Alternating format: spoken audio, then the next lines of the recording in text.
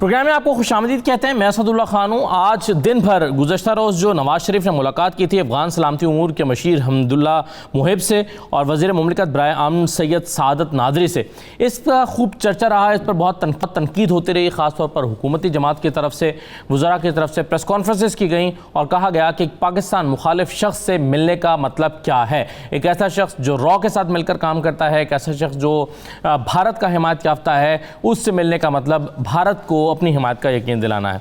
बहुत सारे मतालिब इसके दिए जाते रहे और तनकीद होती रही। तो सबसे पहले तो आज प्रोग्राम में हम इसी पर बात करेंगे, क्या नवाज शरीफ की इस मुलाकात का मतलब क्या है और क्या वाकई जो हुकूमत की जानिब से तनकीद की जा रही है इस मुलाकात पर, नवाज शरीफ पर, इस मुलाकात की वजह से क्या वो तनकीद दुरुस्त है या नहीं। इसके मुख्तलिफ पहलुओं पर गुफ्तगू करेंगे। दूसरा, कश्मीर का इलेक्शन आप जानते हैं कि कल होने जा रहे हैं और आखिरी मरहले में दाखिल हो चुके हैं सारे मामलात, और जो कैंपेन की गई है मुख्तलिफ पोलिटिकल पार्टीज़ की तरफ से अपने अपने तौर पर, वो इख्तिताम को पहुँच चुकी है। आज अलबत्ता सियालकोट में एक जलसा मरियम साहबा ने रखा हुआ था, उस पर नोटिस भी उनको जारी हो गया कि मुहिम की का वक्त ख़त्म होने के बाद जलसा किस लिए हो रहा है, इस पर उनको आरओ की जानिब से नोटिस भी सर्व किया गया है। लेकिन बहरहाल कल के इलेक्शन में बहुत सारी इंपॉर्टेंट चीज़ें हैं, बहुत सारे अहम हलके हैं जहां पर मुकाबला होने जा रहा है। तो ज़रा ग्राउंड से फील लेंगे कि कैसा माहौल है, क्या पल्स है, कहां कहां पर सख्त मुकाबले हो रहे हैं कश्मीर के किन जगहों पर। और फिर बिलावल ने जो स्टेटमेंट दिया, जिन्होंने कहा कि जी कानून साजी की जाए और कानून साजी करके अगला इलेक्शन जो है वो पाकिस्तान के साथ इलेक्शन होना चाहिए, एक ही दिन इलेक्शन होना चाहिए। और फिर एक इल्ज़ाम यह भी लगाया गया कि नून लीग की कश्मीर हुकूमत और तहरीक इंसाफ की पाकिस्तान की वफाक की हुकूमत मिलकर धांधली कर रहे हैं, पीपल्स पार्टी की तरफ से इल्ज़ाम आया। इसमें क्या हकीकत है, तो तमाम चीज़ों पर हम गुफ्तगू करेंगे आज प्रोग्राम में। मेरे साथ औरिया मकबूल जान साहब मौजूद हैं, सीनियर तजज़ियाकार हैं। बहुत शुक्रिया औरिया साहब। सेनेटर ओन अब्बास बप्पी साहब हमारे साथ मौजूद हैं, आपको भी खुश आमदीद। और अब्बास आफरीदी हमारे साथ मौजूद होंगे जो कि नून लीग के रहनुमा हैं। तो मैं सबको खुश आमदीद कहता हूँ और सबसे पहले मैं आपको सुनाना चाहता हूँ कि फवाद चौधरी साहब ने आज जो तनकीद की है नवाज शरीफ की इस मुलाकात पर, ज़रा देखिए उन्होंने क्या कहा। ये जो मुलाकात हुई है ये बहुत अफसोसनाक है। नवाज शरीफ साहब और उनकी पार्टी से मैं पहले पूछना चाहूंगा कि क्या इस मुलाकात से पहले क्या नवाज शरीफ साहब ने अपनी पार्टी से इजाजत ली? हुकूमत को नोटिफाई करना चाहिए था उन्हें कि वो मुलाकात करने जा रहे हैं, वो इन साहब से मिलेंगे और ये एरियाज ऑफ डिस्कशन होंगे। लेकिन अगर उन्होंने हुकूमत को मुनासिब नहीं समझा तो मैं पूछना चाहता हूँ जो मुस्लिम लीग नून की सीनियर लीडरशिप है उनसे कि क्या आप में से किसी को नवाज शरीफ साहब ने बताया कि वो क्यों मिलने जा रहे हैं और क्या एजेंडा होगा? और अगर ये मुलाकात उन्होंने जाती हैसियत में की है, वो 3 दफा मुल्क के साबिक वज़ीर आज़म रह चुके हैं, बहुत अहम है कि इस मुलाकात के जो ट्रांसक्रिप्ट्स हैं, स्पेशली जो ऑडियो ट्रांसक्रिप्ट्स हैं, वो अवाम के सामने लाए जाएं। औरिया मकबूल जान साहब, आपके ख्याल में जो खदशात और तहफ़्फ़ुज़ात हैं इस मुलाकात पर हुकूमत के, वो दुरुस्त हैं? मेरे ख्याल है दुरुस्त से भी ज़्यादा हैं। उसकी बुनियादी वजह यह है कि इस वक्त अफगान हुकूमत जो है वो ऑन द रन है, और वो अफगान हुकूमत, मैं तो खैर अफगान हुकूमत को पहले दिन से मैं ही मानता हूँ, ना मानना चाहिए। ना अमरीकियों ने माना है जिन्होंने वो हुकूमत बनाई। अगर उन्होंने माना होता तो तालिबान के साथ नेगोशिएशन के दरमियान उनको साथ लेके आते। चौकीदार का रोल नहीं दिया उन्होंने, चौकीदार का रोल।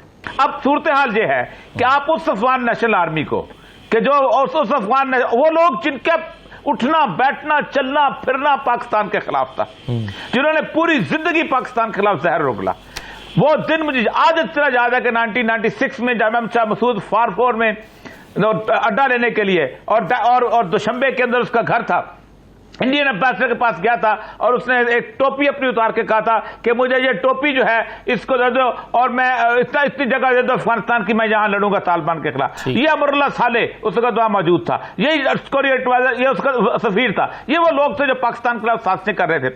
नवाज शरीफ साहब को नहीं पता, उनको अंदाजा नहीं है, उनको नहीं पता जी लोग कौन से हैं, उनको नहीं पता कि वहां हो क्या रहा है। लेकिन मसला है कि मिलना है। बिलावल साहब ने अमेरिका जाके मिलना है, इन्होंने वहां जाके मिलना है, मिलते नहीं। लेकिन एक बात याद रखें, तारीख ने एक फैसला कर दिया,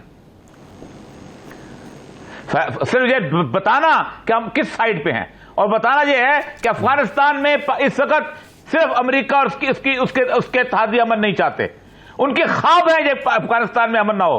उसकी वजह यह है कि दुनिया का तारीखी वाकया हुआ है कि दुनिया में 48 ममालिक ने अपनी तमाम टेक्नोलॉजी के साथ शिकस्त खाई है, जिल्लत में शिकस्त खाई है, बदतरीन शिकस्त खाई है। तारीख में कभी ऐसा नहीं हुआ। हमेशा दो बराबर की कुव्वतें रही हैं, फर्स्ट वर्ल्ड वॉर में, सेकंड वर्ल्ड वॉर में, पुरानी अफगान वॉर में रूस और अमेरिका एक बराबर था। पहली दफा हुआ है कि पूरी दुनिया ने शिकस्त खाई है, वो इसको तस्लीम करने के लिए तैयार नहीं। इसीलिए आज भी ये लोग जो कि बुनियादी तौर पर अमेरिकी उस फतह को तस्लीम नहीं करते, वो उनका मसला यही है कि किसी न किसी तरह तालिबान के होते हुए वहां अमन ना होना चाहिए ताकि हमारी बात पूरी हो जाए। सही है, बिल्कुल सही है बापी साहब। लेकिन दूसरी तरफ देखा जाए तो बहरहाल एक अफगान हुकूमत है और अफगान हुकूमत के ये जो लोग हैं ये नुमाइंदे हैं। एक सलामती उमूर के मुशीर हैं, दूसरे एक वज़ीर मुमलिकत हैं। मुलाकातें जो हैं ये तो जंग के ज़माने में भी जारी रहती हैं। आप इन मुलाकातों को एक ख़ास पैराए में क्यों देख रहे हैं बापी साहब? आउज़ुबिल्लाहिमिनश्शैतानिर्रजीम, बिस्मिल्लाहिर्रहमानिर्रहीम। खान साहब, अगर थोड़ा सा तारीखी पंजर देखें तो पहला वाक़या नहीं है। मैं थोड़ा सा आपको याद करा दूं कि इससे पहले भी नवाज शरीफ साहब की हमेशा जो एक नैरेटिव रहा है वो मुझे लगता है एंटी पाकिस्तान नैरेटिव रहा है। मुझे तो समझ नहीं लगा कि एक मुल्क का वज़ीर आज़म जो 3 दफ़ा वज़ीर आज़म रह चुका हो, उसको कैसे पता नहीं है कि क्या उस मुल्क के लिए बेहतर है पाकिस्तान में, क्या बेहतर नहीं है। आप स्टार्ट शुरू कर दें मुंबई हमलों से। उस वक्त जब मुंबई के हमले हुए थे उस वक्त सबसे पहले पाकिस्तान को जो एक्सपोज करने वाले थे, अभी इन्वेस्टिगेशन स्टार्ट नहीं हुई थी, इन्होंने फौरी तौर पर कबूल कर लिया कि मुंबई हमलों में शायद हमारा हाथ हो सकता है। नंबर 1। आप इसे पीछे चले, जब कारगिल का वाक़या पेश आया था तो पाकिस्तान को स्केपगोट के तौर पे, जो भी कुछ तारीख के पस मंजर मैं उसमें नहीं जाना चाहता, जो भी इशूज होंगे, लेकिन पाकिस्तान को स्केपगोट के तौर पे सबसे पहले पेश इस मुल्क के वज़ीर आज़म ने पेश कर दिया कि जी मामला मुझे तो पता नहीं है, आर्मी को पता होगा कि उस वक्त कारगिल के ऊपर कौन चढ़ पड़ा। अब थोड़ा चलते आते हैं, जब मोदी के मामला के ऊपर अभी आज से 15 दिन पहले जब इलेक्शन कश्मीर की कैंपेन हो रही थी, तो जब कभी हमने ये बात की थी मोदी के साथ जाती ताल्लुकात इनके थे, चाहे शादियों में आना जाना था या जिंदाल के साथ ताल्लुकात थे, इस पे अगर हम एतराज करते तो नून लीग के तमाम जो कोलीग्स होते वो कहते जी कौन सी ऐसी बात है, हमने जाती ताल्लुकात में पाकिस्तान को फायदा पहुंचाया, चले जी ये भी कबूल कर लिया। लेकिन क्या इसको कोई एक्सेप्ट कर सकता है कि जब ये इंडिया जाते थे और हुर्रियत के रहनुमाओं से सिर्फ मोदी को खुश करने के लिए मुलाकात नहीं करते थे, या वहां पे एक कॉन्फिडेंशियल मुलाकात की रिक्वेस्ट की जाती थी कि मेरी खुफिया मुलाकात मोदी से करा दी जाए जिसमें पाकिस्तान की तरफ से कोई एलची ना बैठे। अब उसमें कोई बता सकता है कि अकेले 1 to 1 ये क्या मुलाकातें करते थे। अब थोड़ा सा ये जो हमदुल्ला मोहिब की बात कर रहे हैं जो कि नेशनल सिक्योरिटी का एडवाइजर है, जिसको आज मरियम नवाज शरीफ ने रीट्वीट भी की है अपनी मुलाकात की, इस शख्स ने आज से 3 माह पहले पाकिस्तान को जिस अलकाब में याद किया वो एक शर्मनाक है कि ये वो मुल्क है जो कि पैसे के लिए कुछ भी कर सकता है, जिस पे पाकिस्तान ने ना सिर्फ सिक्योरिटी काउंसिल में बाकी अफगानिस्तान की हुकूमत को कहा था कि हम इसके साथ अब किसी किस्म का डायलॉग नहीं कर लेंगे। आप इस वक्त भी इसका ट्विटर अकाउंट उठा के देख लीजिए, पिछले तकरीबन 3 माह में जिस किस्म का जहर ये शख्स पाकिस्तान के लिए उगलता रहा है वो शायद इंडियंस नहीं कर सके, जो इंडियन के एजेंट के तौर पे ये नेशनल सिक्योरिटी एडवाइजर वहां पे बैठ के कर रहा है। तो ये शख्स जब नवाज शरीफ साहब से मिलने जाता है तो क्या फवाद चौधरी साहब का ये राइट नहीं बनता कि उनसे पूछ सके कि हजूर अपने ऑडियो ट्रांसक्रिप्ट सुनाएं कि आप ऐसी कौन सी मुल्क की सलामती की गुफ्तगू उनसे करने जा रहे थे जिसका पाकिस्तान की सलामती से कोई ताल्लुक हो सकता है। ये हमारा राइट है, इनसे पूछा जाए कि आखिर कौन सी ऐसी बात है जो इस शख्स के साथ जो कि हमें कोठे वाली के नाम से याद कर रहा था उसके साथ अब मुलाकात करके आखिर करना क्या जा रहे हैं। देखिए खान साहब, हमारा एक बहुत बड़ा एहतजाज ये रहा है कि पाकिस्तान के सियासतदान जो प्रीवियस जिन्होंने इस मुल्क के ऊपर रूल किया है वो जाती मफाद के लिए, जाती ताल्लुकात और वास्ते के लिए अमेरिका से लेके इन ममालिक के साथ ताल्लुकात की जो बातें करते रहे अपने सिर्फ इक्तदार के लिए, वो आज तक अवाम को पता नहीं लग सका। सो आज एक मुल्क दुश्मन अनासिर जो कि पाकिस्तान को क्या क्या गंदे नामों से पुकारता रहा है, आप उससे मुल्क से क्या अचीव करना चाह रहे हैं, ये पाकिस्तान का हर शहरी इनसे पूछना चाहता है। क्या अचीव करना चाह रहे हैं? मैं ये सर इजाजत दें तो मैं अब्बास आफरीदी साहब के सामने रखता हूं। अब्बास साहब 2 बातों का जवाब दें। एक तो फवाद चौधरी साहब ने सवाल किया कि क्या आपने अपनी लीडरशिप से अपनी पार्टी के अहम रहनुमाओं को एतमाद में लिया कि यह मुलाकात होने जा रही है, और दूसरा ये कि जो औरिया साहब कह रहे हैं कि इसका मकसद ये था दुनिया को पैगाम देना था कि हम किस साइड पर खड़े हैं, हम उस साइड पर नहीं खड़े जिस साइड पर पाकिस्तान खड़ा है, हम उनके मुखालिफ लोगों के साइड पर खड़े हैं। अब्बास आफरीदी साहब, ये मुलाकात एक ऐसे शख्स के साथ होनी चाहिए थी जो पाकिस्तान के खिलाफ सख्त किस्म की ज़बान इस्तेमाल करता है। बदकिस्मती से हम वो जिस नैरेटिव और जिस मुल्क में रह रहे हैं अपने से ज़्यादा हम दूसरों मुल्कों की बातों को बहुत ज़्यादा तरजीह देते हैं, और हमें अफसोस ये कहना पड़ता है। मैं भाइयों की बातें सुन रहा था, सियासत को उस नीच पे ले जाते हैं कि जहाँ यही अल्फाज अगर साल बाद सुनेंगे तो आदमी बोलेगा कि मैंने क्या बोला था। एक शख्स ने उसको गद्दार तक पहुंचा दिया, दूसरे शख्स ने उसको किधर तक पहुंचा दिया, तीसरा उनका स्पोक्समैन कह रहे कि हम उनसे पूछें। आप कौन होते हैं आप पूछने? आप वही शख्स हैं। आज आप आ गए कि मैं नवाज शरीफ से पूछूं।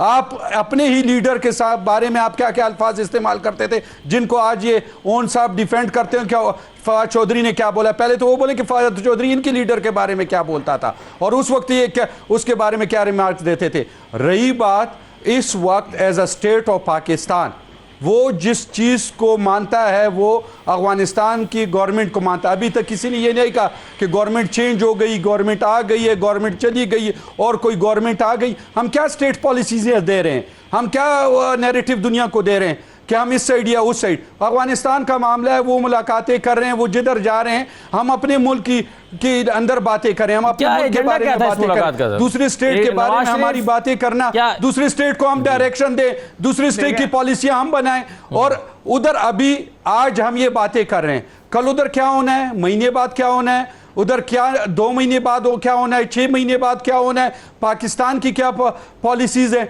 हम ये कौन सा नैरेटिव दुनिया के दे रहे हैं कि हमारी पॉलिसी ये है और ये नहीं है। ये फैसला जब स्टेट करता है तो उसको अनाउंस करता है। अभी तक ऐसी कुछ भी नहीं है। हमें इन चीज़ों से दूर रहना चाहिए। चैनलों में भी ये फॉरेन अफेयर्स हैं, बड़ी बातें होती हैं, बड़े किस्से होते हैं। इसको जो है हर एक चीज को सियासत के नाम पे ना लेना चाहिए। नवाज शरीफ साहब की इस मुलाकात का एजेंडा क्या था? इन लोगों के साथ नवाज शरीफ क्यों मिल रहे हैं? वो क्या किस हैसियत में क्या कर सकते हैं? हालात खराब हो तो बहुत सी जैसे बातों से इज्तनाब करना चाहिए। जी, अब आफरीदी साहब, मेरा सवाल था कि नवाज शरीफ की मुलाकात का एजेंडा क्या था? क्या चीजें डिस्कस हुई हैं?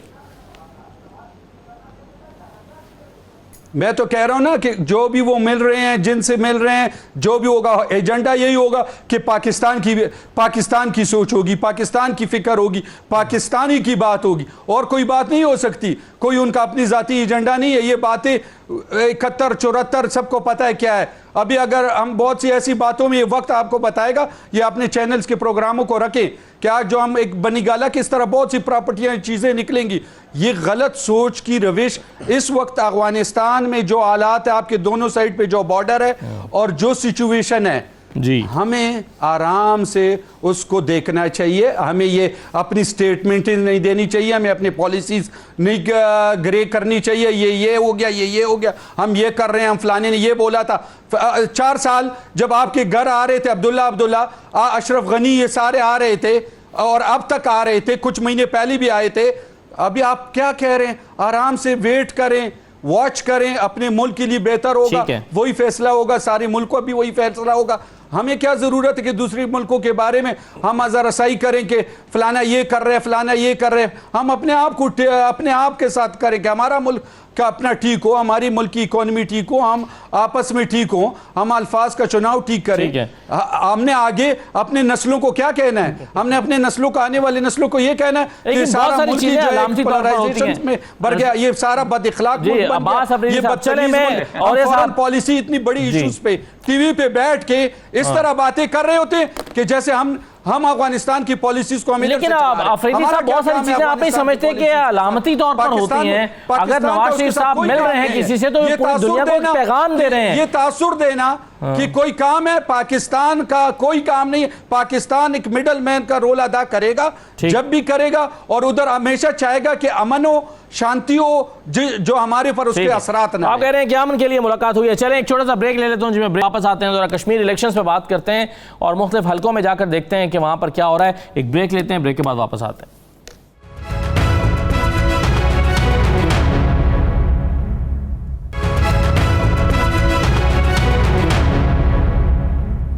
दोबारा आपको खुशामदीद कहते हैं कश्मीर इलेक्शंस पर बात करने के लिए। इससे पहले कि मेहमानों के पास आऊँ, मैं आपको ज़रा फील्ड में लिए चलता हूँ। सबसे पहले मुजफ्फराबाद, इमरान वसीम साहब हमारे नुमाइंदे वहाँ पर मौजूद हैं कवरेज के लिए।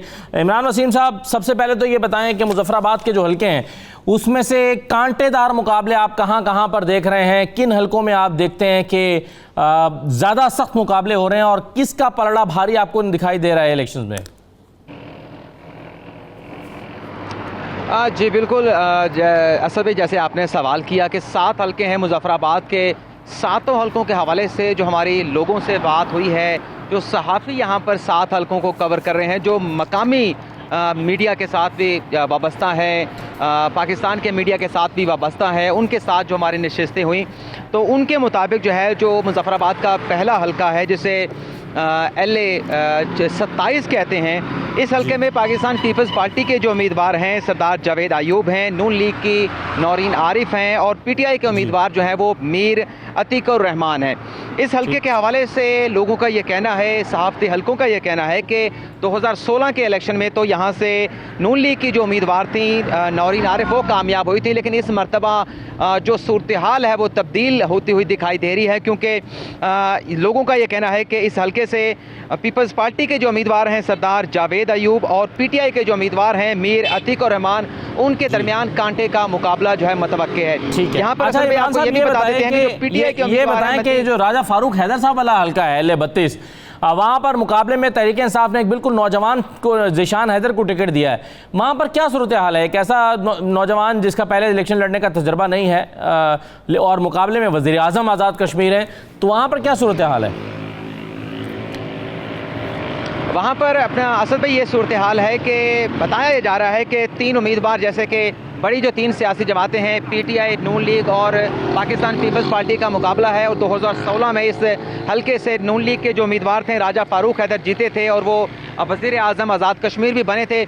लेकिन अब जो बताया जा रहा है कि राजा फारूक हैदर का जो मुकाबला है वो नून लीग के उम्मीदवार के साथ है जिनका नाम इशफाक जफर है, और जो 2016 का इलेक्शन हुआ था उसमें कामयाब तो फारूक हैदर हुए थे, लेकिन दूसरी मरतबा जो दूसरे नंबर पर जो आए थे वो पाकिस्तान पीपल्स पार्टी के इशफाक जफर थे।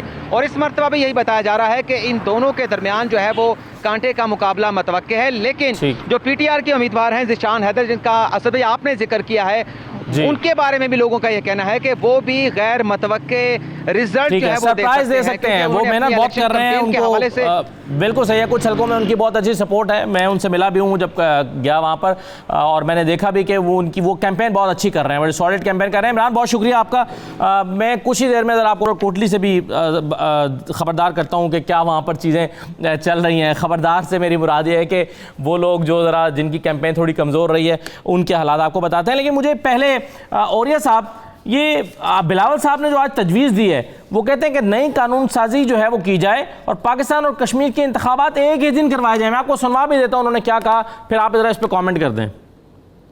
सारे पाकिस्तान के जमाते को वादा करना चाहिए कि कल जो भी इलेक्शन रिजल्ट्स निकलते हैं हम सब फॉरेन नेशनल असेंबली में सेनेट ऑफ पाकिस्तान से नया लेजिस्लेशन करेंगे ताकि अगले आज़ाद कश्मीर का इलेक्शंस पाकिस्तान के इलेक्शंस के साथ साथ होंगे। जी, और ये साहब कैसे देखते हैं इस तजवीज़ को? देखिए, मैं तो बड़े अरसे से इस बात के खिलाफ हूं कि पाकिस्तान की किसी भी सियासी पार्टी को आज़ाद कश्मीर के अंदर किसी किस्म की भी कोई इलेक्शन का हिस्सा नहीं लेना चाहिए। जिन लोगों ने भी इस काम का आगाज किया था 70s के अंदर, उस वक्त पुरानी जो पार्टियां थी, KH खुर्शीद की पार्टी थी, सरदार इब्राहिम की पार्टी थी, और उसके साथ साथ उनकी पार्टी थी अपना सरदार अब्दुल कयूम की। वो उस वक्त कहती थी कि आप हमारा अपना गंद यहाँ मत लेके आओ, इसलिए कि हम आलमी सतह पर हमारी वो हैसियत जो है उसको आप धुंधला दोगे। यानी आप मकबूजा कश्मीर में तो ये कहते हो कि नरेंद्र मोदी नहीं आए, कांग्रेस नहीं आए, दूसरा नहीं आए, उनकी पार्टियां आजाद बताओ उनका ठीक से किया हुआ है, वहां 370 ना हो, और आप अपने हिस्से को खुद मुत्तादा करने के लिए, सिर्फ अपनी चौधराट कायम करने के लिए आप कश्मीर के अंदर घुसे हुए हो, और अपना गन आप ये इलेक्शन के सारों की तकरीरें उठा लें। किसी एक की तकरीर में कश्मीर के मसाइल के बारे में गुफ्तगू है, तमाम कश्मीरी आप भी होके आए हैं, हम भी होके आए हैं, तमाम कश्मीरी कहते हैं किसी पार्टी ने इस खित्ते की बारे में कोई गुफ्तगू नहीं की। मकबूजा कश्मीर के ऊपर आर्टिकल लिखे गए हैं कि पहली दफा है पाकिस्तान के इलेक्शन के ऊपर मकबूजा कश्मीर में रहने वाले लोग जो हैं उन्होंने आंखें बंद कर ली हैं कि इन सियासी पार्टियों का कश्मीर के साथ कोई ताल्लुक नहीं। ये सिर्फ अपना गंद गोलते हैं, अपनी दुश्मनदारियां यहां लेके आते हैं। किसने कौन सी कश्मीर की बात हुई? तुम्हारा बेटा है तो तुम्हारा पोता ये है, तुम्हारा वो ये है, तुम्हारा ये है। और यार खुदा के लिए किसी मुल्क के किसी खित्ते के लिए सीरियस हो जाओ। आदमी मुकदमे लड़ते हो, सारे कहते हैं हमने 15 साल लड़ा, वो कहता है हमने 3 साल लड़ा, वो कहता है हमने 50 साल लड़ा, और यहां आकर तुम्हारी हालत यह है कि एक ढंग की बात नहीं निकलती तुम्हारे मुंह से। बिल्कुल सही है। तो ये आप तो खैर इसके खिलाफ हैं कि सियासी पाकिस्तान की जो सियासी जमातें हैं वहाँ पर जाकर इलेक्शन लड़ें, वहाँ की अपनी मकामी क़यादत और सियासी जमातें होनी चाहिए, बिल्कुल सही है। लेकिन जो दूसरी बात की है बप्पी साहब, बिलावल साहब ने, वो कह रहे हैं कि तहरीक इंसाफ की पाकिस्तान की वफाकी हुकूमत और नून लीग की आज़ाद कश्मीर की हुकूमत मिलकर धांधली कर रहे हैं। मैं आपको सुनाता हूँ क्या उन्होंने किस अल्फाज में इल्ज़ाम लगाया, जवाब दीजिएगा इसका। कल का दिन एक बहुत बड़ा इम्तिहान है। हम उम्मीद रखते हैं कि वो इस धांधली के बावजूद, इस बायसनेस के बावजूद, आज़ाद कश्मीर का, मुजफ्फराबाद का हुकूमत का मुदाखलत के बावजूद, वफाकी हुकूमत के मुदाखलत के बावजूद, पाकिस्तान पीपल्स पार्टी के जियाले ने मुसलसल धांधली का मुकाबला किया है, इस दफ़ा भी मुकाबला करें। जी बप्पी साहब। खान साहब, अगर आप गिलगित बल्तिस्तान के इलेक्शन की कैंपेन उठा लें तो एग्जैक्टली यही टोन में, यही गुफ्तगू बिलावल भुट्टो जरदारी साहब वहाँ भी किया करते थे। लेकिन ऑफ कोर्स इन चीज़ों से आप रिजल्ट्स की तरफ नहीं जा सकते, लेकिन आप फैक्ट्स को भी तब्दील नहीं कर सकते। आप देखिए कि मरीम नवाज शरीफ ने आज से 10-15 दिन पहले ये कहना शुरू कर दिया था कि अगर तो नून लीग इलेक्शन जीत गई तो फावे, और अगर पाकिस्तान तहरीक इंसाफ जीत गई तो डी चौक पे धरना देंगे। इसका मतलब ये है कि अगर वो पहले इस चीज़ को मान चुके हैं कि वो इलेक्शन हार चुके हैं, इस वक्त वहां पे नून लीग की हुकूमत है, वहां पे आईजी जो वहां पे मौजूद है वो नून लीग का है, वहां पे चीफ सेक्रेटरी नून लीग का है, वहां इलेक्शन कमीशन उनका है, वहां लोकल जो भर्तियां हुई हैं पिछले 15-20 सालों में, जो कि प्रिजाइडिंग ऑफिसर्स होंगे, टीचर्स होंगे, जो पोलिंग का अमला होगा, वो सारे के सारे 2 पॉलिटिकल पार्टीज जो पहले वहां पे रूल करती रह गई, चाहे पीपल्स पार्टी या नून लीग, उन लोगों के हैं। ये तो पहली दफा होने जा रहा है 2018 के इलेक्शन, 21 के इलेक्शन में, कि अब 3 पार्टी सिस्टम आ गया है और पाकिस्तान तहरीक इंसाफ पहली दफा वहां पे रखने जा रही है। लेकिन हकीकत यह है कि एक वो पॉलिटिकल पार्टी जिसके पास क्लियर मैनिफेस्टो मौजूद है, यानी कि अगर आप प्राइम मिनिस्टर इमरान खान की तकरीर उठा के देख लें तो उन्होंने बड़ा क्लियर मैनिफेस्टो दिया है कि हम वहां पे टूरिज्म पॉलिसी लेके आएंगे, हम हेल्थ कार्ड्स लेके आएंगे, वहां पे कश्मीर के कॉज को किस तरह आगे लेके बढ़ेंगे। और कल जो प्राइम मिनिस्टर ने कहा वो सबसे बेहतरीन चीज थी कि अगर जो हमारा मकबूजा कश्मीर के लोग ये कर देते हैं रेफरेंडम में कि वो पाकिस्तान के साथ इल्हाक कर लेते हैं, तो उस सूरत में हम उनको दोबारा ऑप्शन देंगे कि आप आजाद होना चाहते हैं या पाकिस्तान के साथ बिलावल साहब ने रिजेक्ट कर दिया इस फार्मूले को। कश्मीर पॉलिसी है जिसको सर वो उनके रिजेक्ट करने से फर्क नहीं पड़ता, ये कश्मीरियों का राइट है। आप कैसे किसी के ऊपर मुसल्लत कर सकते हैं? अगर वो इंडिया से आजादी लेके आ जाते हैं और कल को कहते हैं हम आजाद हुकूमत चाहते हैं, तो ये उनका राइट है, आप उनको कैसे कर लेंगे? तो हमने उनको राइट देने की बात की और ये बहुत ज्यादा मकबूल है पड़ा। सो इन चीजों के साथ अगर पाकिस्तान तहरीक इंसाफ जीत जाती है, और मुझे अल्लाह से पूरी उम्मीद है कि हम वहां पर जीतेंगे, तो उसकी सूरत में इन दोनों पार्टीज का रोना जो है ना वो फर्क नहीं पड़ता। और जीबी के इलेक्शन में इन दोनों ने एग्जैक्टली ये किया था। लेकिन आप याद रखिएगा, सबसे पहले प्राइम मिनिस्टर इमरान खान ने न्यूट्रल एम्पायर्स का कॉन्सेप्ट दिया था दुनिया में, और 2013 का इलेक्शन था, उस वक्त भी हमने आरओस का इलेक्शन था, उस पर हमने भी एतराज किया था कि इस तरह के एम्पायर्स के साथ, इस तरह के इलेक्शन कमीशन के साथ कभी भी नहीं हो सकता। हां, मैं इस चीज पे जरूर एग्री करता हूं कि जो उनका पॉइंट है कि अगर जिस दिन पाकिस्तान का इलेक्शन हो उस दिन जीबी में और कश्मीर में आप बेशक इलेक्शन करा दें, ताकि कम से कम ये जो नैरेटिव है जिसको इन दोनों जमातों ने बहुत सख्ती से मैनिपुलेट किया है कि जिसकी इस्लामाबाद में हुकूमत होती है वो जीत जाता है, कम से कम ये दोबारा नहीं होना चाहिए। हम इस चीज से बिल्कुल उससे क्लियर होना चाहते हैं। सो इलेक्शन के बाद करते हैं बिलावल से, तो प्राइम मिनिस्टर साहब इसको जरूर ये देखिए, ये तो प्राइम मिनिस्टर साहब का डिस्क्रेशन है, कौन होता हूं, लेकिन प्राइम मिनिस्टर साहब ऑब्वियसली जब पार्लियामेंट्री पार्टी में पूछेंगे, ठीक है, तो हमें इसमें कोई इशू नहीं होगा। और ये साहब शायद ऐड करना चाह रहे हैं पॉइंट। जी मैं कॉन्स्टिट्यूशन प्रोविजन पढ़ देता हूं, ये मेरे बिलावल साहब को पढ़ लेनी चाहिए। 257 आर्टिकल है, when the people of the state of Jammu and Kashmir decide to accede to Pakistan, the relationship between Pakistan and that state shall be determined in accordance with the wishes of the people of the state. ठीक, तो ये आइन में लिखा हुआ है, जब वो आजाद होके आ जाएंगे बिलावल साहब तो हमारा, ठीक है, बिल्कुल सही है, ये आइन जी आइन में लिखे, ठीक है, बिल्कुल सही है, बिल्कुल सही है। ये 257 आर्टिकल आइन में लिखा, राइट सर।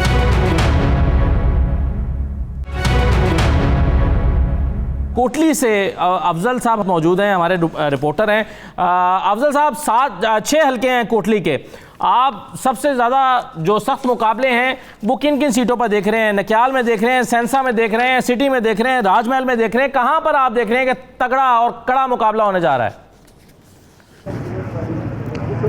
जी बिल्कुल असद, सबसे ज़्यादा हल्के जो हैं वो कोटली आज़ाद कश्मीर में ही हैं, और ये सबसे बड़ा ज़िला है आबादी के लिहाज से आज़ाद कश्मीर का। अगर टफ जो है सिचुएशन की मैं बात करूँ तो यहाँ पे पाकिस्तान जो पीपल्स पार्टी के उम्मीदवार हैं जो LA 10 में खड़े हैं, चौधरी यासीन, इनका जो मुकाबला है वो मलिक यूसुफ से है जो PTI के उम्मीदवार हैं। इसी तरह अगर मैं बात करूँ PTI की, आसफ करेलवी की जो LA9 से खड़े हैं, उनकी जो वहाँ पर पोजीशन है, जावेद बड़ानवी है पीपल्स पार्टी के, उनके सामने उनकी पोजीशन जो है वो कमज़ोर है। इसी तरह अगर मैं बात करूँ, आप बता रहे हैं कि LA9 में आप कह रहे हैं कि पीपल्स पार्टी और PM जो मुस्लिम कॉन्फ्रेंस है, इनके उम्मीदवार ज्यादा तगड़े हैं पाकिस्तान तहरीक इंसाफ और नून लीग की निस्बत। जी बिल्कुल, मुस्लिम लीग नून की बानिस्बत मुस्लिम कॉन्फ्रेंस के उम्मीदवार और जो पाकिस्तान पीपल्स पार्टी के जावेद बड़ानवी हैं, ये जो है काफ़ी तगड़े नजर आ रहे हैं। इसी के साथ अगर मैं बात करूं चड़ोई की LA12 की, यहाँ भी अपोजिशन लीडर चौधरी यासीन साहब का ये आबाई हल्का है, यहाँ पर जो है टफ मुकाबला देखने को मिलेगा और यहाँ पे PTI का मुकाबला और नून लीग के राजा रासद साहब हैं, उनका मुकाबला, जो इन तीनों का इस सीट के ऊपर भरपूर मुकाबला है। अगर मैं LA13 की बात करूँ तो यहाँ पर PTI के उम्मीदवार अंसर अब्दाली के साथ जो है वो मुस्लिम लीग नून के अयाज राजा के साथ जो मुकाबला है। इसी तरह जो पीपल्स पार्टी के उम्मीद हैं वलीद और अंसर अब्दाली के दरमियान जो है वो तगड़ा मुकाबला देखने को हमें मिलेगा। सही है, बिल्कुल ठीक है। चलें, आपकी कोटली में जो मैंने भी असेसमेंट की है, मुझे लग रहा है कि कोटली वो जगह है जहां पर सबसे ज़्यादा कांटेदार मुकाबले हैं, यानी पोजीशन एक आध हल्का छोड़ के कोई वाजे नहीं है कि कौन सीट निकालेगा, सिवाय इसके कि जहां पर एक आध सीट पर हैरान कुन तौर पर PTI ने अजीब व गरीब अंदाज में टिकट दिए हैं। वैसे इसको तो बपी साहब बता सकते हैं, मैं उनके पास वापस आता हूँ, लेकिन आपका अफजल साहब बहुत शुक्रिया। असदुल्ला खान साहब, मैं एक ऐड कर दूँ सर? कर दें जी, एक चीज़ ऐड कर दूं सिर्फ, वो ये थे कि ये जो चीखो पुकार है दोनों पॉलिटिकल लीडर्स की कि पाकिस्तान तहरीक इंसाफ जो करने जा रही है, उसकी शायद वजह ये भी है, जो गैलप का कल सर्वे आया है उसके मुताबिक पाकिस्तान तहरीक इंसाफ नंबर 1 पे है लोगों की, और 44% लोगों ने कहा है कि पाकिस्तान तहरीक इंसाफ जीतनी जा रही है। नून लीग को उन्होंने 12% लोगों ने एंडोर्स किया और 9% पीपल्स पार्टी को एंडोर्स किया है। और जो सबसे ज्यादा पॉलिटिकल लीडर जो बहुत ज्यादा वहां पे जिसको ज्यादा सराहा जा रहा है वो प्राइम मिनिस्टर इमरान खान है, जिनको 67% लोगों ने वहां पे सराहा है। पाकिस्तान तहरीक इंसाफ के टिकट तकसीम करने के फैसले भी अजीबोगरीब है। मिसाल के तौर पर अगर आप कोटली LA9 ही की बात करें, जहां पर अभी अफजल में बता रहे थे, वहां पर आसिफ हनीफ को टिकट दिया है, जो एक बिजनेसमैन का बेटा है, पहली मर्तबा आया, PTI का वर्कर भी नहीं है, किसी को पता भी नहीं है वो कौन है। उसके मुकाबले में नई मार्जू जो 5 साल से बेचारा मेहनत कर रहा था, उसको टिकट ही नहीं दिया और वो नाराज होकर पहले मुस्लिम कॉन्फ्रेंस में चला गया और अब खामोश होकर बैठ गया। तो इस तरह के फैसले भी हुए हैं। ये पता नहीं अली अमीन गंडापुर से पूछना चाहिए कैसे टिकट हुआ है।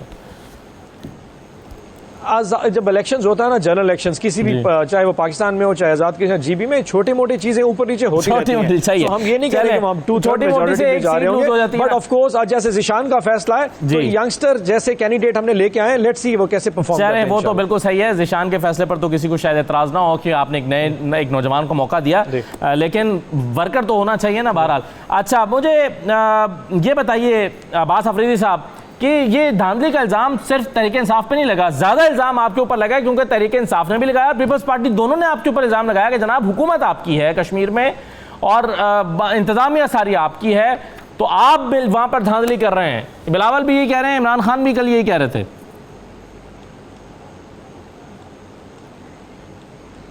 अब्बास अफरीदी साहब, अच्छा हुआ आपने ये बात की जी। हाँ, आप अच्छा है आपने ये बात की। मैं हमेशा चैनलों पे कहता हूँ, मुझे अफसोस हुआ ओन साहब कह रहे हैं कि चीफ सेक्रेटरी जो है आजाद कश्मीर का जो है वो सिटिंग गवर्नमेंट का है। आईजी मैंने नहीं कहा, ये इमरान खान साहब ने कहा, मैंने नहीं कहा, आप गुस्सा ना हो, मैंने आपकी बातों में अगर यही लफ्ज मैं आपके बारे में इस्तेमाल करूं तो कैसा फील करेंगे आप? को कहें कि वो वापस नहीं, अगर आपके बारे में कैसा फील करेंगे? मैं क्यों वापस लूं? इमरान खान साहब नहीं, इमरान खान साहब ने क्या कहा, ये नहीं कहा, ये उनका इशू है। आप कौन होते हैं अल्फाज इस्तेमाल करने वाले? ये चलिए ये जो आपका माइंडसेट है ना, ये जो आपकी मॉब मेंटालिटी है, ये आपके पॉलिटिकल लीडर में भी ऐसा ही है। देखिए, हम टीवी सर आप गलत कर रहे हैं, आप पार्लियामेंट अल्फाज से बाहर जा रहे हैं। माजरत के साथ ये गुफ्तगू से परहेज कीजिए सर। आदमी है, ये जो डेस्परेशन है, जो फ्रस्ट्रेशन काबिल एतराज अल्फाज इस्तेमाल ना करें, मेरी भी आपसे ये जो भी कहना है अपने नंबर पे बात करें। आप इस तरह की गुफ्तगू मत कीजिए सर। अफरीदी साहब, आपकी इसी एटीट्यूड की वजह से आपकी पॉलिटिकल पार्टी पहले भी मार खा रही है। तो दूसरा शख्स नहीं बोलता, ये आप घर में भी सिखाते होंगे बच्चों को। मैंने आपको कुछ नहीं कहा है, मैंने आपको कुछ नहीं कहा। असदुल्ला खान साहब, आपको ऐसे लोगों को लेने से पहले सोचना चाहिए। आप अपने लीडर साहब को कहें, नहीं, इमरान खान साहब, आपको कोई ताल्लुक, आपको कोई ये नहीं पहुंचता कि आप किसी पॉलिटिकल लीडर पर या किसी के शख्स पर गाली दें। आप अभी आराम से सुन ले, फिर उसके बाद डिस्प्रिन की गोली खा के फिर जवाब। अफरीदी साहब, कौन सी आपकी बात सुनूं? आपकी ना पहली बात का समझ लगा कि नवाज शरीफ ने हमदुल्ला से क्यों मुलाकात की है, ना आपकी इस अल्फाज का समझ लग सकी है। अवाम आपके अल्फाज को देख रही है। ये फेडरल गवर्नमेंट के नुमाइंदे हैं। आईजीबी फेडरल गवर्नमेंट का, चीफ सेक्रेटरी पे टीवी पे आके झूठ बोलते हैं। इन्होंने पीएचडी की है। चीफ सेक्रेटरी और आईजी दोनों फेडरल गवर्नमेंट के नुमाइंदे हैं। फेडरल गवर्नमेंट के डायरेक्शन पे आजाद कश्मीर में चलते हैं और ये टीवी पे आके कहते हैं वहां पे कश्मीर की लगती है, उसकी मर्जी से लगाए जाते हैं। हुजूर, इसको क्यों झूठ बोलने की क्या जरूरत है? टीवी पे आके आप सच सच बोला करें कि रियलिटीज क्या है, हकीकत। बात रही वोट की, पूरा जिसने भी जिसको वोट देना है, हमें खाली ये कहना चाहिए कि उसका वोट जो है उस शख्स को मिल जाए जिसको वो देना चाहता है, जिसको वो अपना नुमाइंदा बनाना चाहता है, और वो चाहता है कि मैं फला ABCD किसी को भी नुमाइंदा। हमारी बात यह है कि वो वोट उस शख्स को मिले जिसको जो भी नुमाइंदा बनाना चाहता है, वो पीपल्स पार्टी वाले को, वो PTI वाले को, वो नून लीग वाले को, और वो वोट उसका जो अमानत है, जो वो ठप्पा लगा रहा है, वो डब्बे में डाल रहा है, वो उस तक पहुंच जाए, वो जिस भी पार्टी से हो। तो ये आज़ाद कश्मीर के लिए भी बेहतर है, ये पाकिस्तान के लिए भी बेहतर है, ये तरक्की के लिए और लोगों की असल नुमाइंदगी के लिए ये बेहतर है कि जिसकी जो सोच है, वो जिस शख्स को वोट देना चाहता है, वो उसको मिल जाए।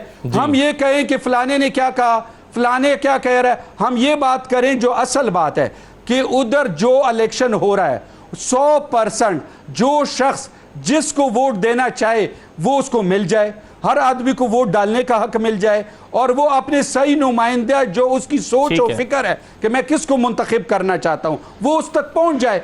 ये इसमें ये कह देना कि वो जी चीफ सेक्रेटरी भी आपका है, आईजी भी आपका है, और सबसे बड़ी बात ये बात तब होती है धांधली की कि जब इलेक्शन कमीशन मना करते हैं। तो आपने सर धांधली का कैसे आपने पहले से धांधली का कैसे अनाउंस कर दिया कि अगर हम नहीं जीते तो इसका मतलब है धांधली हुई है? आपने तो मीनिंग ही ड्रॉ कर लिया ना। आपने कहा अगर हम नहीं जीतेंगे तो मतलब है कि धांधली है। कि जब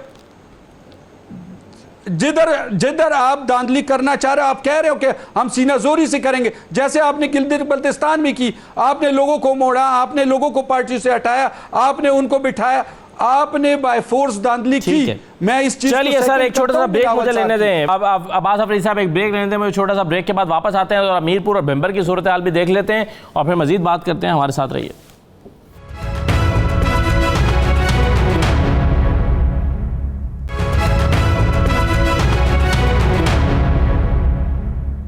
दोबारा आपको खुशामद कहते हैं। मेरे साथ सज्जाद जलाल मौजूद हैं मीरपुर और भिंबर की सूरत हाल हम उनसे जानेंगे, लेकिन उससे पहले और ये साहब जो अभी गैलप सर्वे की बात हो रही थी, ये जो सर्वेज हैं ये रायआमा बनाने में कितना अहम किरदार अदा करते हैं, या फिर ये रायआमा जो बन चुकी होती है उसकी नुमाइंदगी कर रहे होते हैं?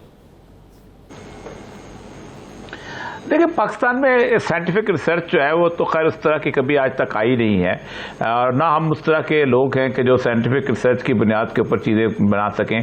पाकिस्तान के तमाम सर्वे, मैं खुद चूँकि रिसर्च पढ़ाता रहा हूँ 5 साल यूनिवर्सिटियों के अंदर, और पाकिस्तान में जिस तरह के सैंपल लिया जाता है, एक्सीडेंटल सैंपल लेते हैं, उसके साथ साथ उसको उस तरह का उसको स्ट्रैटिफाइड रैंडम सैम्पलिंग होती नहीं है, तो मैं तो पाकिस्तान के सर्वे को उस तरह पे जैसे कहते रिलाई कर नहीं पाता हूँ। एक तो अपनी जाती बंदे की रिसर्च करने वाले की ऑब्जेक्टिव ही नहीं होती, लेकिन फिर भी कहीं ना कहीं अगर आप ईमानदाराना तौर पे सर्वे करें और आपका अदारा जो है वो बायस ना हो, तो वो वाकई सर्वे बेहतर होता है।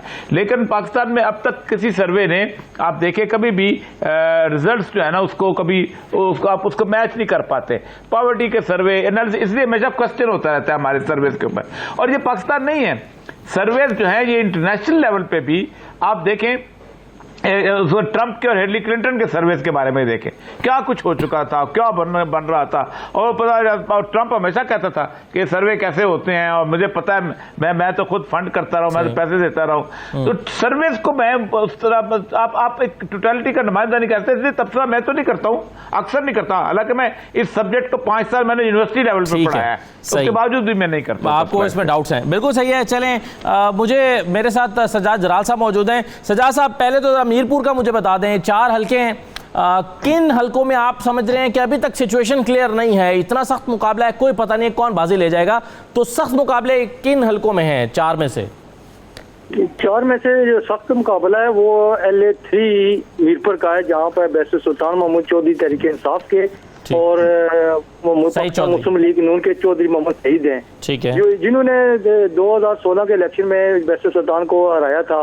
उसके बाद वो एक वजह से नाइल करार दिए गए थे, तो जिमनी में फिर बैरिस्टर साहब जीत गए थे। तो इस वजह से ये सख्त मुकाबला है, इसमें कोई प्रोडिक्शन की जाती कि कौन जीतेगा, लेकिन है कि यहाँ पे वो वजीर आजम का नारा लगा है बैरिस्टर सुल्तान साहब के लिए, इस वजह से उनको प्लस पॉइंट दिया जा सकता है कि शायद वो सीट निकालने में कामयाब हो जाएं। ठीक है, तो ये बाकी तीनों सीटें जो है वो किसी हद तक आप समझते हैं कि वहाँ पर एक नज़र आ रहा है, एक ट्रेंड नज़र आ रहा है कि किसकी जीत हो सकती है? ये वाली सीट क्लियर नहीं है। वो LA1 जो डडियाल है वहाँ पे PTI की जो पोजीशन मजबूत नजर आ रही है कि वो PTI सीट निकाल सकती है।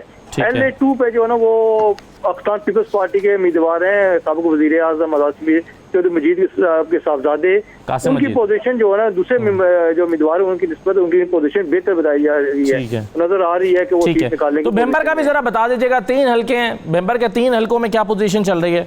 बिम्बर के LA6 है जो बरनाला पे, वहाँ पे जो ना वो आल जम्मू कश्मीर मुस्लिम कॉन्फ्रेंस के जो सदर हैं मिर्जा शफीक साहब और मुस्लिम लीग नून के कर्नल वकार नूर जो वजीर तालीम है इस वक्त मौजूदा काबीना में थे, उनके साथ सख्त मुकाबला जो बताया जा रहा है। मुस्लिम कॉन्फ्रेंस और नून लीग में मुस्लिम कॉन्फ्रेंस और नून लीग में सख्त मुकाबला बताया जा रहा है। ठीक है, तो नजर आ रहा है कि शायद वो सीट वो मुस्लिम लीग कॉन्फ्रेंस जो है ना वो लेने में कामयाब हो जाए। ठीक है, इसके बाद अगर बात करें हम LA6 की सुमानी की, तो वहाँ पे तहरीक इंसाफ में हाल ही में शामिल होने वाले आलिशान सोनी, उनकी पोजीशन मजबूत बताई जा रही है। वो आज़ाद हैसियत में 2 मरतबा इलेक्शन जीते हैं और इस मरतबा PTI में आए हैं। बिल्कुल सही कहा आपने, उनकी पोजीशन जो है वो काफ़ी बेहतर नज़र आ रही है, लेकिन कुछ जगहों पर आप कह रहे हैं कि जैसे LA5 भेम्बर 1 है, वहाँ पर PTI मुकाबले में नहीं दिखाई दे रही। खैर ये तो कल अवाम ने फैसला करना है, लेकिन इतना आसान मुकाबला नहीं है बपी साहब,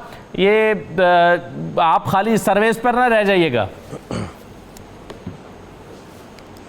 इससे पहले कि मैं उस पर बात करूं, क्योंकि ब्रेक से पहले अब्बास अफरीदी साहब ने जो गुफ्तगू की मैं थोड़ा सा उसको बता दूं। मैं समझता था कि शायद इनकी जो लीडर है ये वहाँ जो इनकी अखलाकियात का जो तमस्खर उड़ाया जाता है ये वो इसके हद तक है, लेकिन ये पूरी पॉलिटिकल पार्टी मेरे ख्याल इससे भरी हुई है। जिस किस्म की इन्होंने गुफ्तगू इस्तेमाल की, आप ये देखें हिस्ट्री में भी ऐसे करते रहे। बेनज़ीर भुट्टो शहीद के हवाले से उनके गंदे फोटोज़ बना के असम्बली में तकसीम करना, और जितनी भी खवातीन के हवाले से इनकी फहश गुफ्तगू रह गई है, यह बदतमीज़ाना कल्चर, गाली गलोच, कम अज कम आज अवाम ये जान चुकी है कि इनका वो जो चेहरा था उस पर नकाब उतर चुके हैं। अब जिस किस्म के इन्होंने अल्फाज इस्तेमाल किए हैं, अब मुझे नहीं समझ लगता इनका माइंडसेट है क्या, लेकिन आज इनको इस समझ लग चुका है कि इनकी जो फ्रस्ट्रेशन है वो बता रही है कि अब ये कमजोरी की आखिर में जमीन तक जा चुके हैं कि अब इनको जो गाली देना उनके लिए मजाक है। पॉलिटिकल शो पे नेशनल लेवल पे जाके गाली देना इनके लिए मजाक चुका है, लेकिन अल्हम्दुलिल्लाह मुझे मेरे लीडर ने तमीज सिखाई है और अखलाकियात का दरस दिया, इससे इनको बख्श देता हूं। अदरवाइज इस गुफ्तगू पे अफरीदी साहब को मैं बता सकता था कि गाली देना सबको आता है, और अली अमीन गंडापुर ने जो गुफ्तगू की है पहले मुझे थोड़ा सा अफसोस होता था, लेकिन अब जिस किस्म का इनका माइंडसेट है मेरे ख्याल इससे बेहतर शायद कोई वहां पे बेहतर कैंपेन चला भी नहीं सकता था, और ये डिजर्व करते हैं जिस तरह की वो कैंपेन चला रहा है। अगर वो ये कैंपेन ना चलाता तो शायद ये लोग आज इस तरह की गुफ्तगू भी ना कर पाते। सो आई टोटली एंडोर्स जो अली अमीन गंडापुर वहां पे कर रहे हैं।